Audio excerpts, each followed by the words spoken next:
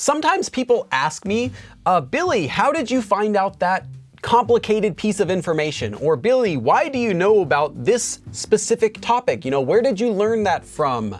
And today I'm going to be sharing with you a secret resource that I use for Korean. Now, because these are often very specific questions that I can find answers to, this video is not going to be so useful for beginning students. I would say this is more for advanced learners.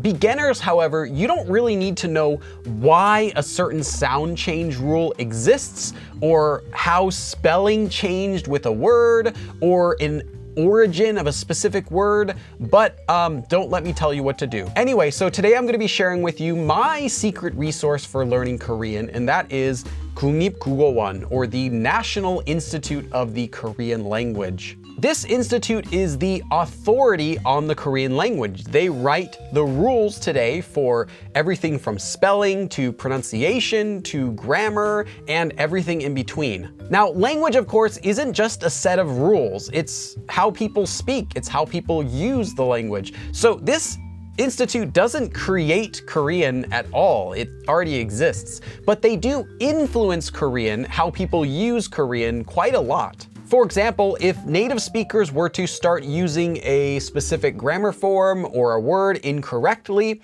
then they might put out articles discouraging that use, or articles just clarifying where it came from.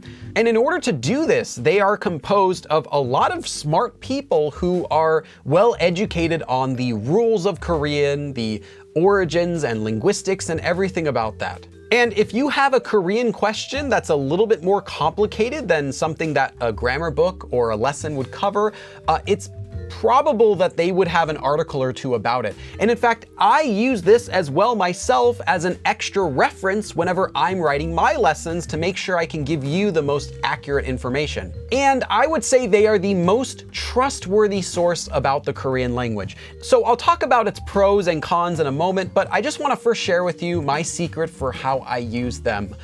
Google. When I'm searching any question I really want detail about it. I want to know the why or the how of something. Then I'll put in my question in Korean, or at least the details of that question, followed by 국립국어원.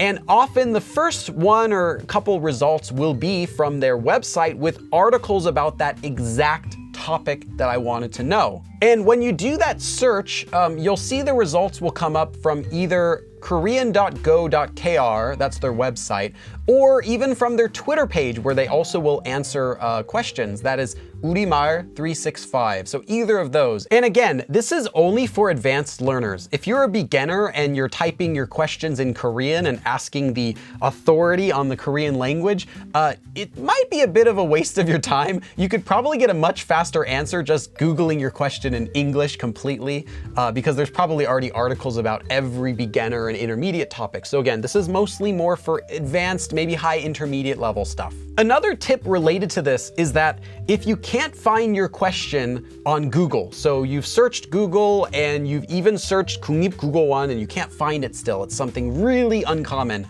I would recommend checking on Naver, so naver.com, instead of Google. And the reason is Naver has a lot of blogs, a lot of articles that aren't searchable by Google. And you might find that although this website doesn't have any official sources on it, you might be able to find someone in Korea on a Korean blog has already made a post about that. So that's just another thing that you can try. So let's talk about some of their cons. Now, again, they're not always perfect, and what they say doesn't always go, but most of the time it does. But just to give you an example, when I was first learning Korean, so that was in 2005, I learned this word, hyogwa. However, I learned that it was correctly pronounced only as hyogwa, but that Koreans tended to pronounce it more often as hyokwa. There were lots of articles that came out saying hyokwa was incorrect, say it as hyogwa, and anyone on the news would always pronounce it as hyogwa.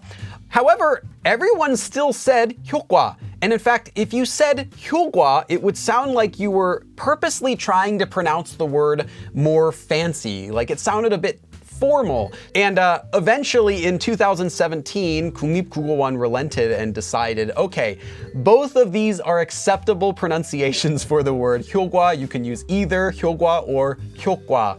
But there's one more problem that they had. Anyone who's been to Korea has probably tried jjajangmyeon before. 국립국어원 originally said that this was incorrect.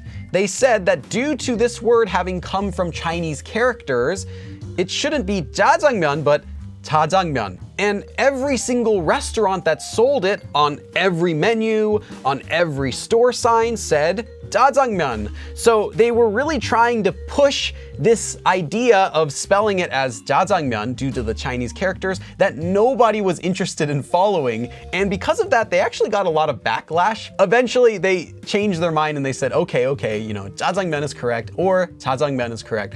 And there's one more thing. When you're telling someone not to do something, you can use the 지 말아요 or the 지 마요 form.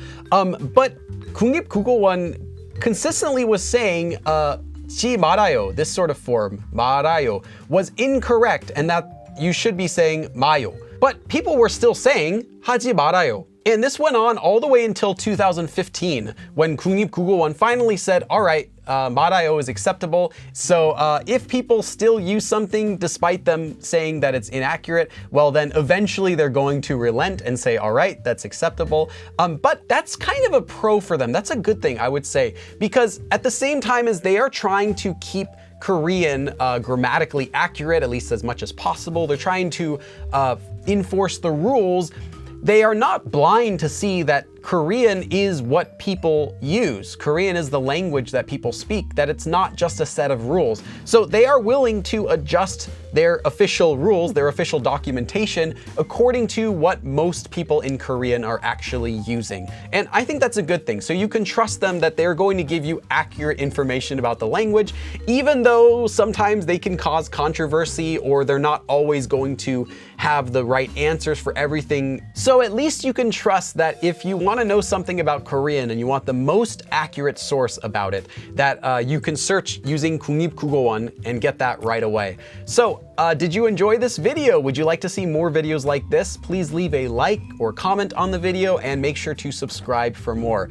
Thanks for watching and I'll see you again in the next episode. 그럼 다음에 또 봐!